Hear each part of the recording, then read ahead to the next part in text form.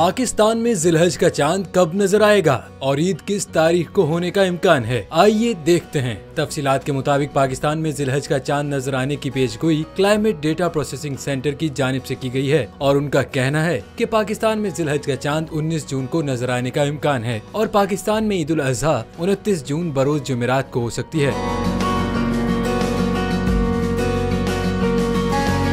Climate data processing centre का कहना है कि चांद की पैदाइश 18 जून की शब 9:37 पर होगी और पाकिस्तान में 20 जून को यकम जिलहज होने का इम्कान है। वाज़ेह रहे कि चांद की रोयत से मुतालिक हतमी ऐलान मरकजी रोयत हिलाल कमेटी करती है, जिसका इजलास हर इस्लामी महीने की 29वीं तारीख को तलब किया जाता है।